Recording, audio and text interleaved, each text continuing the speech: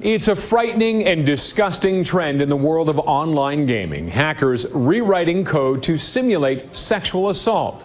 Shauna Hunt is live with the disturbing reality of virtual rape. Shauna. Well, Roger, in the world of gaming, modifying characters is actually a common thing, but these cases are extreme. These hackers, they're taking control of games being played online, and they're staging these violent attacks. And the scenes are so disturbing, we had to blur the images.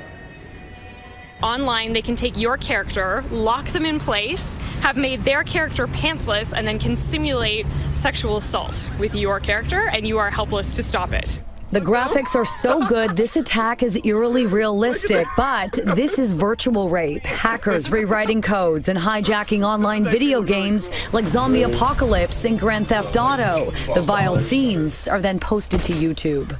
That's deplorable and should not be allowed anywhere. Like, they should be banned off the servers immediately. And Sam Meggs, an avid gamer and blogger, tells me in some cases these hackers, also known as modders for modifying the game, will talk to victims on their headsets during the attacks. When you can hear the person on the other end who's saying these things directly to you, and they're saying them directly to you, that's a whole other level of harassment, really. We all know many video games are known for their violence. In Grand Theft Auto, for instance, players carry knives and guns and they get away with looting and murder. But the sexual brutality now popping up online has the attention of Toronto police. It is certainly something that we would be interested in hearing about if people have experienced it. In this scene, a dog has been modified to do disturbing things, and Detective Sean Marshall, who investigates cybercrimes, tells me this new trend is hard to label. Are there charges that could come along with this? We do investigate cases where people are being bullied online or being extorted online. So those things the police will absolutely investigate. When it comes to something like this, we could investigate it.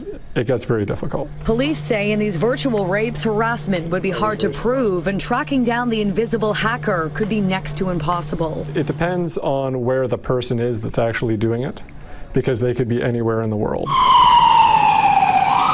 Sam Meggs stopped playing online over a year ago because of what she calls a misogynistic mentality that already exists in the world of gaming. And she says these new rape scenes only illuminate that. It's violating, it's triggering for people who have survived assault in the past. It's a visual representation of all that terrible verbal stuff that you get as a woman online. Pretty much any game that you can play online can also be hacked and modified, so we're taking a look at some of the ways that parents can keep their kids from being targeted in their virtual world.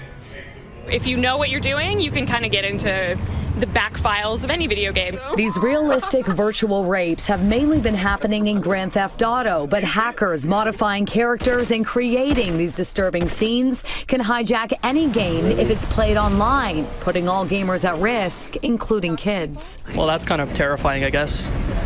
And yeah, I guess I'll have to keep a closer eye on it. 24-year-old Ahmed keeps tabs on his younger brother's gaming life. Abraham is just 12 years old. That's why I don't give him a headset when he's playing online. I usually always mute the outside world. It's mostly just him playing his game itself.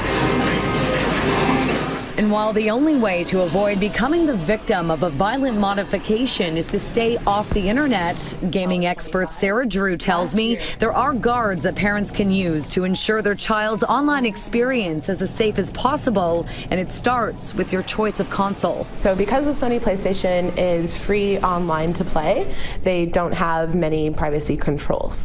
Whereas the Xbox Live community, they really have a lot that you can do as a parent, whether that be going in and putting a code on, or monitoring the friends, or just simply, blocking communications and muting people online so that they can't speak to you. And parents are also being encouraged to pick up a controller and learn the games that your kids are playing, and keep consoles and computers in a family room where there's the most supervision.